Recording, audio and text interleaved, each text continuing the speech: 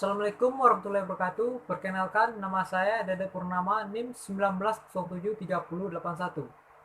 Video ini bertujuan sebagai tugas mata kuliah kewirausahaan, yaitu tentang menentukan model usaha. Apakah Anda salah satu dari mereka? Yang pertama, apakah Anda memiliki jiwa entrepreneur? Yang kedua, apakah Anda mau membangun bisnis baru, meningkatkan atau mengubah organisasi? Yang ketiga, apakah Anda mau menemukan cara-cara inovatif?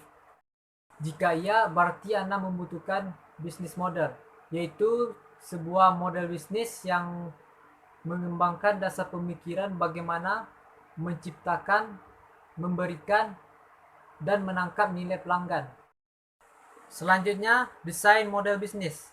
Yang pertama, perhatikan lembar model bisnis yang dibagikan. Yang kedua, tentukan target pasar. Yang ketiga, rumuskan tawaran nilai. Yang keempat, bagi cara mempertahankan dan mendapatkan pelanggan. Yang kelima, bagaimana penyaluran. Yang keenam, sumber pendapatan yang dapat diperoleh. Yang ketujuh, aktivitas utama bisnis. Yang kedelapan, sumber daya utama. Yang kesembilan, mitra. Dan yang terakhir, struktur biaya. Selanjutnya yaitu segmen pelanggan. Yang pertama, inti bisnis model. Yang kedua, segmen berbeda, yaitu kebutuhan, perilaku, atribut, dan lain-lain. Dan yang terakhir, fokus memilih segmen pelanggan. Selanjutnya, segmentasi, yaitu upaya pemilihan pasar menjadi kelompok dua pembeli yang dibedakan menurut kebutuhan, karakteristik atau perilaku yang mungkin membutuhkan produk yang berbeda. Selanjutnya, pertimbangan targeting, yaitu upaya memutuskan segmen pasar mana yang akan dijadikan target. Ada beberapa pertimbangan. Yang pertama, segmen pasar, yaitu harus cukup besar.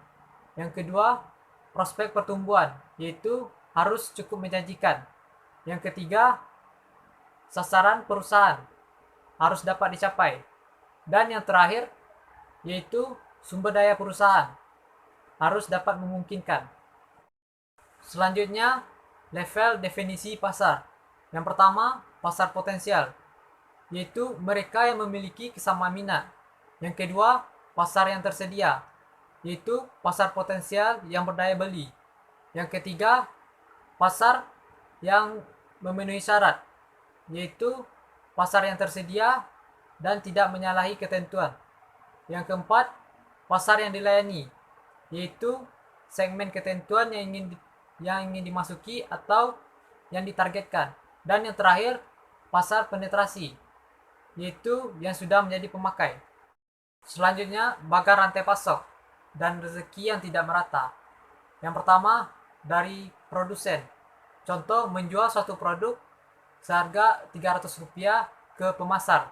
Kemudian dari pemasar menjual satu produk Rp900 ke penyalur. Dan terakhir, dari penyalur menjual suatu produk seharga Rp1.000 ke konsumen. Selanjutnya, arus pendapatan.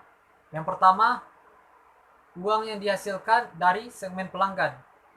Yang kedua, urat nadi bisnis model. Yang ketiga, jenis-jenis arus pendapatan, yaitu pendapatan transaksi dan pendapatan berulang.